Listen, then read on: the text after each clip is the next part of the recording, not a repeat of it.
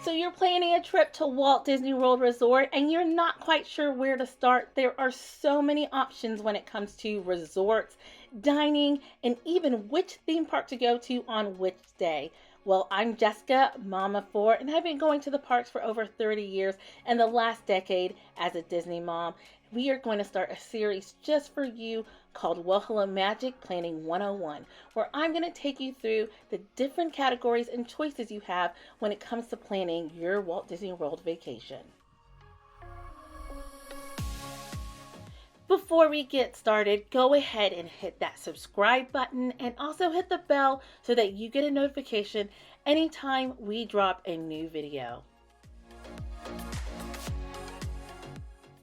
I'm going to start by showing you the breakdown of what I consider a perfect Disney vacation.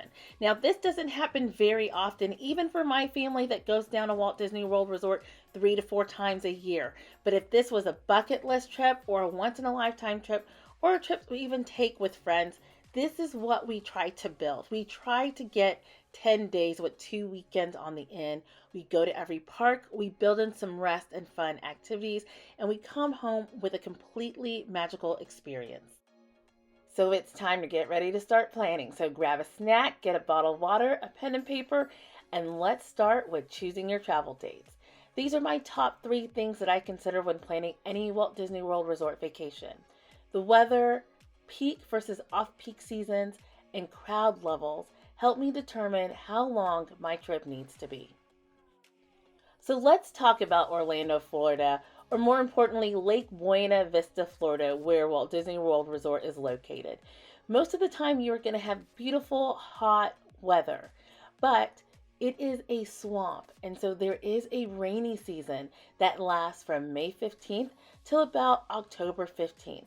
And during that time, you can expect daily rain. So don't be worried when you see in your summer vacation that the forecast says rain every day. Usually it can last anywhere from 15 minutes to 2 hours and even cause some flooding in the parks. But don't worry, you will have your gear and you will be prepared for any of the weather that you will face in Walt Disney World Resort. Although rain is very common when you're down in Orlando, we have never gotten so much rain that it has ruined a Disney vacation. Even when we do get those days where it rains or lightly rains all day, we are still able to enjoy the parks. Peak versus off-peak season. This is important because it changes the cost of your Disney vacation. Once Disney releases its prices, it will offer discounts throughout the year, and usually you'll find those discounts in the lower crowd times. January, August, and September, they usually run some kind of deal, but then once that Disney holiday season starts in October to December, where you have the after hours parties and the parks are now decorated, you usually are going to see higher price points for your tickets at the gate and also for those Disney Resort Collection hotels. During low peak times, usually outside of the holidays, you can also expect lower crowds, which makes it easier to navigate the parks. Walt Disney World Resort is host to a number of events, from Run Disney to cheer and dance competitions. They host football and soccer tournaments there, so you never know when you're going to hit a high crowd time outside of the holiday season.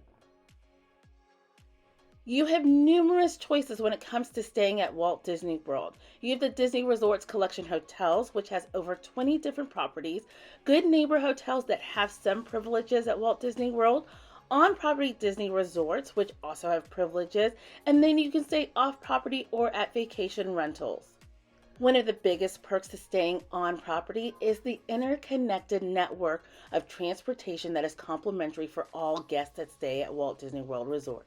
You have a collection of monorails, buses, the Skyliner, and ferry boats to take you around, and even access to the minivans, which is part of the lift service specifically for those guests staying at Walt Disney World Resort. This makes traveling to the parks so much easier when you have this complimentary transportation.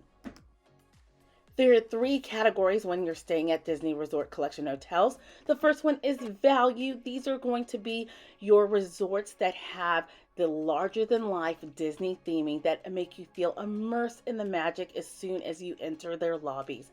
They will have a collection of quiet pools and also very large pools that have entertainment daily.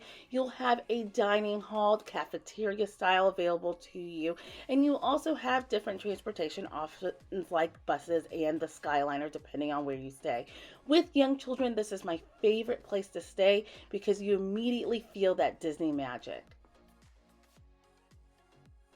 The next price category is going to be the moderate resorts, a little bit more expensive than the value resorts, still have the motel style door, but you're going to have less over the top theming here and Disney touches. Also, these moderate resorts have some special Disney touches and special Disney rooms. One of our favorite rooms is the Royal Guest Room at Port Orleans Resort, perfect for any prince or princess. You also have additional dining at the moderate resorts and still the same bus transportation that will take you to the parks.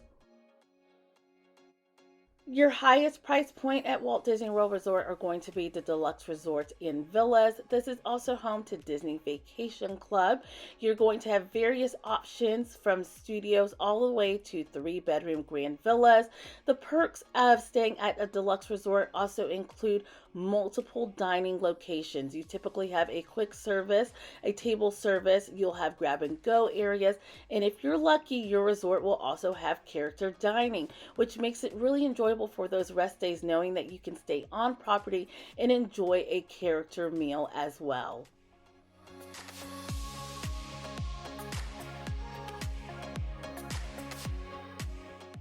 You will also find a military resort named Shades of Green located on Walt Disney World Resort property, and it's also considered a deluxe resort that has the same privileges.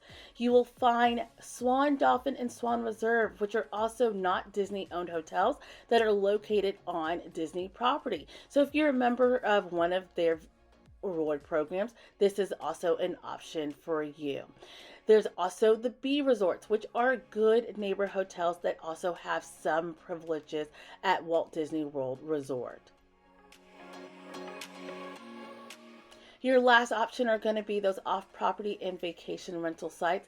They're going to sometimes be the cheapest option, but always check the price of value resorts because sometimes it's worth paying just a little bit less or the same for to stay on Walt Disney World Resort property for the perks. So here are going to be the 4 main things that you hear about Disney dining at Walt Disney World Resort. Quick service, mobile ordering, table service, and character dining. There are over 200 options at Walt Disney World Resort, with the largest hub being at Disney Springs, where they have almost 100 different restaurants to choose from. Quick service is available at every single Disney resort, and that also allows you to mobile order. Mobile ordering is key to success if you have little kids or even if it's just an adult's trip. We typically use it in the morning when we want to order breakfast and eat in the room while we're getting ready. Some other times that we use mobile ordering is before fireworks, when we're finding our spot, when we're exiting rides, or pre-planning when the kids are going to be hungry. This allows us to put our order in, let the restaurant know when we want to pick it up, let them know we're coming, and we just walk up to a window instead of having to wait in line to order. For table service and character meals, you will need an advanced dining reservation, which can be made 60 days before you arrive to Walt Disney World Resort. Even if you are staying at a resort hotel and there is a table service restaurant, you can check to see if they have walk-up availability, and some have walk-up lists located in the My Disney Experience app. But it is important to note that if you plan on sitting down for dinner, whether it's at a character meal or at a table service restaurant, you will need a reservation. You will not be able to walk up to the hostess stand and ask for a place to sit. Luckily, there are a lot of restaurants that are available the same day because the new cancellation policy is 2 hours before arrival time. So be sure to check your My Disney Experience app for dining reservations that you may want to make that day if you do not have them already. The next area we are going to touch on is Disney technology. There is your main hub, My Disney Experience, Disney Genie Plus service, Instacart, Uber, Lyft, and the Weather Channel. Those are the four main apps that I use. My Disney Experience is your main hub for everything. This is not optional. This is something that you will need to download on your phone. You also can access it through mydisneyexperience.com, but you will link all your reservations here and your entire party here to be able to use services like Genie Plus.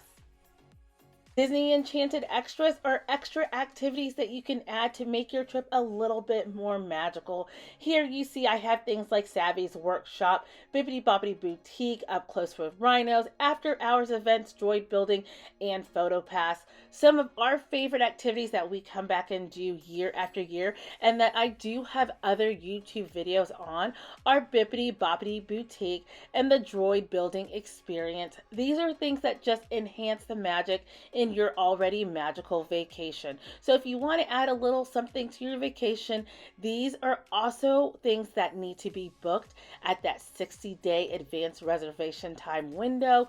They will have different times, and just match them up to your days at the parks. As a mom of four, I highly recommend getting Photo Pass. It is one of the key ways that I've ensured that I also get to be in all of the pictures. And some of my favorite pictures from my Walt Disney World vacations have been through the lens of a Photo Pass photographer. And last but not least, let's talk about the four main parks at Walt Disney World Resort. You have Epcot, Magic Kingdom Park, Disney's Animal Kingdom, and Disney's Hollywood Studios.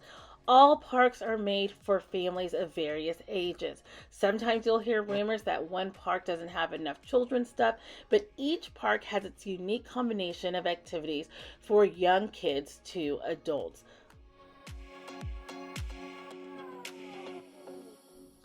That's all I have for you today on this first episode of Planning 101. I understand that planning your Disney vacation is very overwhelming, and I'm hoping that this video has started to ease that process. You might be wondering, what are some of your next steps? Well, we hope to see you back on our channel for the next episode of Planning 101 in helping you plan the Disney vacation that you have always dreamed of. Always remember to follow us on the various social medias. We also have a planning community and course that's available to you called Magic Made Easy, where I break down each of these top tips even more to help you decide what is the better fit for your family. You will find me mostly on Instagram, but we definitely hope that you have subscribed, and go ahead and like this video if you found it useful. I hope you have a magical rest of the day, and we will see you real soon.